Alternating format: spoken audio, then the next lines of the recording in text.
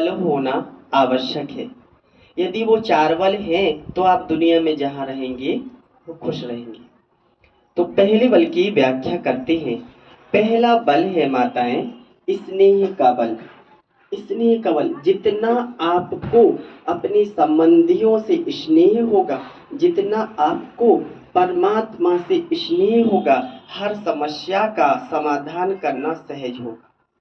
Connection है। तो आपको क्या करना माता बहने, इस पूरे संसार का जो बीज है वो है परमात्मा। उस परमात्मा से अटूट स्नेह अभी से प्रारंभ कर दीजिए। अब प्रश्न उठता है कि स्नेह कब होगा। तो माताएं बहने, जब उसकी यथार्थ पहचान होगी तब उससे यथार्थ स्नेह होगा। और जब यथार्थ स्नेह होगा तो उसकी बात मानना सहज होगा। ठीक है। तो पहचान कैसी होगी माताएं बहने, उसको पहचानने के लिए गीता में कहा गया है। क्या कहा गया है सुनिए। बैठो माताएं बहने, कुछ भी प्रॉब्लम हो ना, धीरे से उठने का, धीरे से जाने का। ठीक है। ये महाभारत का आपको बहुत काम आएंगे पूरी लाइफ में। It is my guarantee. If you are listening with concentratedly you will feel for ever happiness. तो प्यारे शिव बाबा क्या कह रहे हैं गीता में, रामायण में क्या कह रहे हैं सुनिए। वही जाने जग देव जनाई, और जानत तुम ही तुम हो जाई। माना तुमको कोई भी नहीं जान सकता है, तुमको वही जान सकता है जिसको तुम जाना दो। और जो तुम्हें जान जाता है वह तुम्हारा हो जाता है। तो जो जो भी यहाँ बैठे हैं वो महान सौभाग्यशाली आत्मा हैं। उनको आज भगवान के बारे में यथार्थ बताया जाएगा और भगवान ही अपने बारे में बताएंगे और हम उनके नंबरवार पुरुषार्थ अनुसार बन पाएंगे। तो माताएं बहनें, जो भगवान है उसमें 5 शब्द हैं। जो भगवान है उसमें 5 शब्द हैं। भा, गा, वा, आ और ना। भगवान।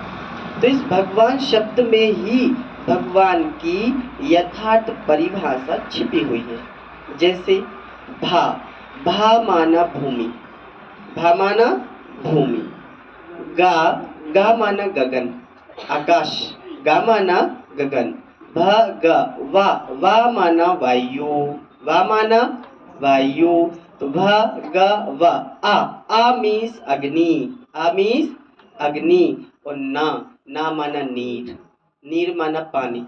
तो जो अग्नि, पृथ्वी, वायु, जल और आकाश, इन पांचों तत्वों से सदा मुक्त है वो है भगवान। वो है भगवान। और वो भगवान जैसे जैसे काम करता है वैसे वैसे उनके नाम रखे जाते हैं।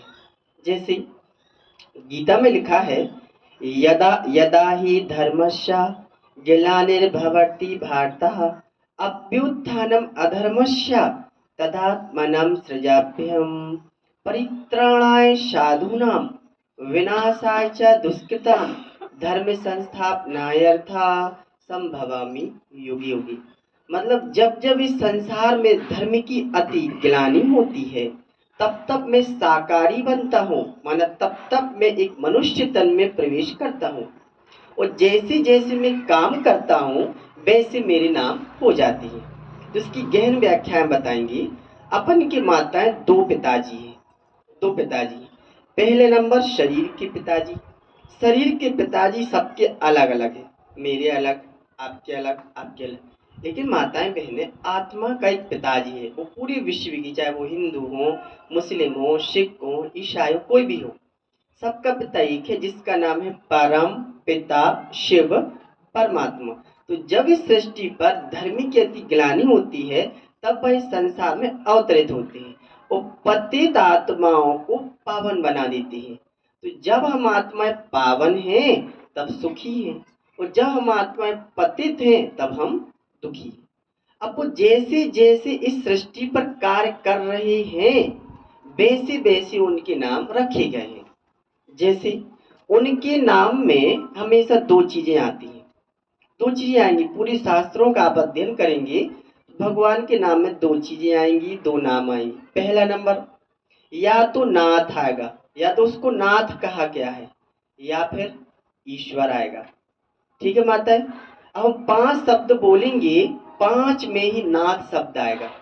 देखिए, वर्तमान समय में पूरे विश्व की आत्माओं की वह नाथ बने हैं, इसलिए नाम है विश्वनाथ। इसलिए क्या नाम है? विश्वनाथ। विश्वनाथ किसी महिला का, विश्वनाथ किसी पुरुष का, विश्वनाथ किसी भाई का नाम नहीं हो सकता।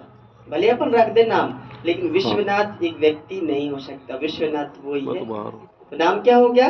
विश्वनाथ। इस संसार में आती है और सार देती है जीवन का।